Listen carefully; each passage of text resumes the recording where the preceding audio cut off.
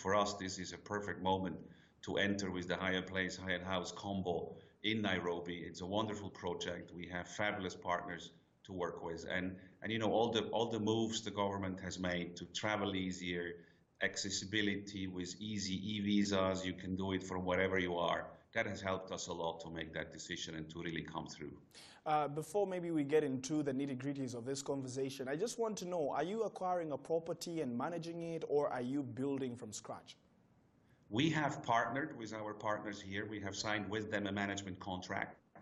So Hyatt has not invested money into the property, but we are working with them together to convert actually an existing commercial building that was supposed to be offices and other commercial activities into a hotel, into two actually, the Hyatt Place, Hyatt House brand.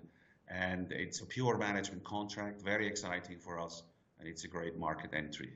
There's one question I always ask hoteliers. Of course, we're looking at the likes of Airbnb taking up a huge chunk of the market. 1.2 million people accommodated on the continent every other year with about 100,000 of listings. Is this something that is on a downside or a competition to you, given the fact that Nairobi is one of the places where tech advancements have skyrocketed, if I may say?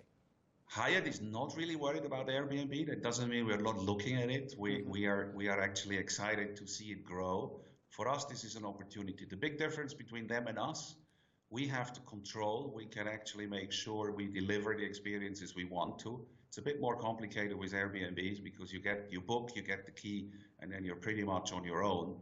So for us, it's great. It helps to boost the economy. It helps to bring people into the country. And Hyatt can then provide different experiences to the different levels of people coming in. Talk to me about these two brands. Of course, we're looking at the Hyatt Place Nairobi and Hyatt House Nairobi. What's the difference between the two? Both of them are in the select service space. The Hyatt Place brand is a brand that is catering to busy people that have to travel, that need a network of items to work. It's a no frills, no fuss brand that gives you everything you need to operate in a place like Nairobi. Then you have the Hyatt House. That's our extended stay brand that helps you to deal with a project, for example. You come to Nairobi to do a project in any of the fields, gives you an opportunity to stay 3, 4, 5 weeks, a bit more space. You have more privacy, you have a kitchen, you can actually cook. And the good thing with this is the first combo we do. So they're both under the same roof. And it's really exciting to see how that is going to play out once they're open. Kurt, of course, we're looking at about 233 guest rooms, and this investment is yet to open in 2020. Any idea if you can actually reveal how much the investment is worth?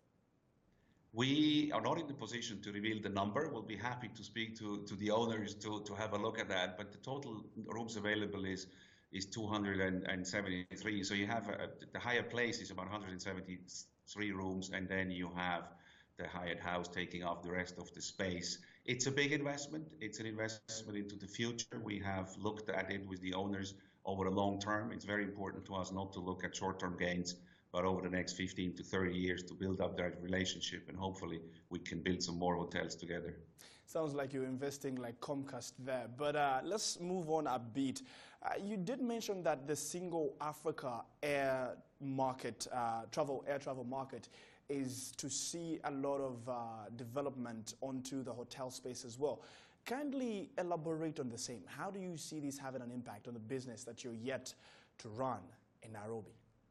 In general, any improvement in travel, whether this is by air, train, ship, coming into a country, helps us as a brand, helps Hyatt and all the other brands to establish ourselves much easier. You have, for example, into Nairobi, there is a flight soon starting from the US directly. It's easier to get here. You can get here in one go. We all live busy lives.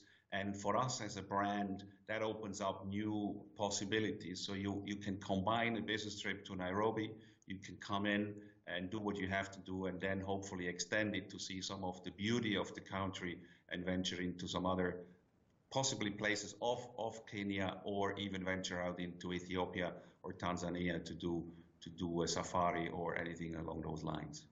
According to you, of course, other than the growing population in the east of the continent, what other hotspots are you looking at as an investor to ensure that, yes, you're investing, but there will be returns at the end of the day?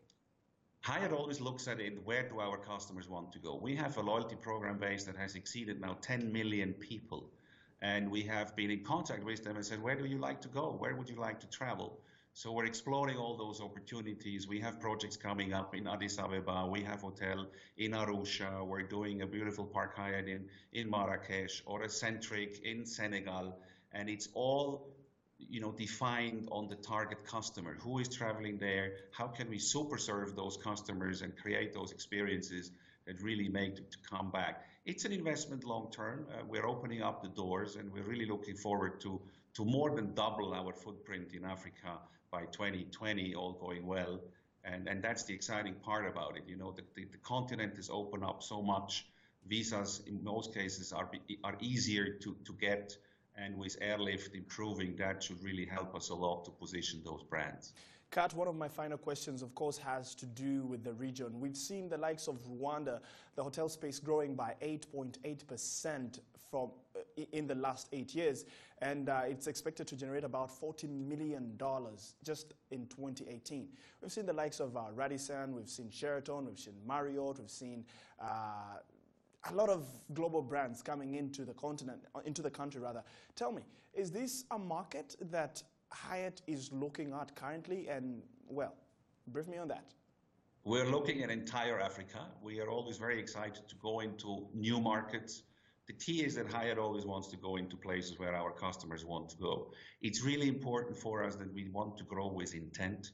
It's not about throwing numbers out there, how many deals we have signed and we want to do. It's something that we really prefer to announce when it's done, when it's under construction.